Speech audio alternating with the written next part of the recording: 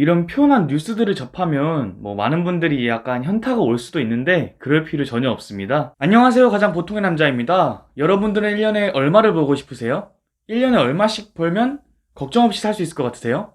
당연히 많이 벌수록 좋겠죠. 그럼 그 전에 내 나이 또래 친구들이 얼마 정도를 버는지 알아야 그래도 현실적으로 내가 이 정도 벌면 많이 버는 거구나 이런 생각을 할 수가 있겠죠. 이런 말이 있어요. 내 나이에 100만을 곱해야 내 나이 또래 평균 연봉이고 사람처럼 살 수 있다고. 제가 올해 24살이니까 24 곱하기 100만 해서 최소 2,400만 원은 받아야 하고 30살이면 3천만 원 이렇게 받아야 한다는 거예요. 그런데 과연 저 정도로 받으면 정말 평균 연봉일까요? 아마 깜짝 놀라실 거예요. 20대부터 바로 말씀드리겠습니다. 지금 이 그래프 보시면 아시겠지만 20대 초중반은 평균 2,500만 원을 받고 하위 25%는 1,970만 원을, 상위 25%는 2,770만 원을 받는다고 해요.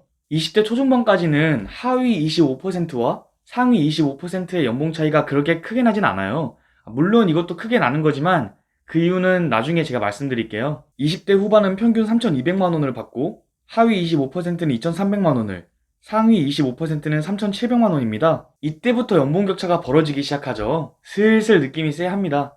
30대를 볼게요. 30대 초반 평균 연봉은 4천만 원을 넘고 30대 후반은 4,600만 원입니다.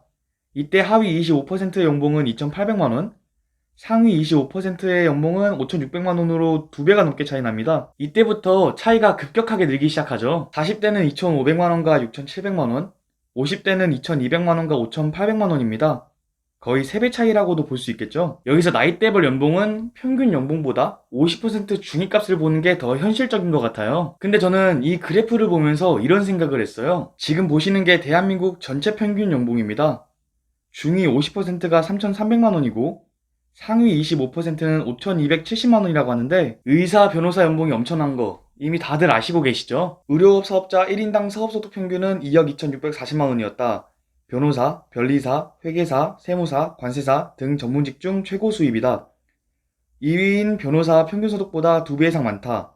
변호사는 평균 1억 1,580만 원을 신고했고 회계사는 9,830만 원, 변리사는 7,920만 원을 신고했다. 이것도 어디까지나 평균이니까요. 페이닥터는 변호사보다 수입이 더 적을 수가 있고 대형 로펌 변호사는 개업 의사보다 더 많이 벌 수가 있습니다. 무튼 전문직은 비교할 수가 없는 거니까요. 또한 최근 나온 뉴스 기사들을 보면 대기업 평균 연봉과 임금 상승률을 볼 수가 있는데요. 삼성전자 1억 2,700만 원, SK텔레콤과 SK에너지가 1억 2,100만 원, 카카오가 1억 800만 원이라고 합니다. 정말 어마어마하네요.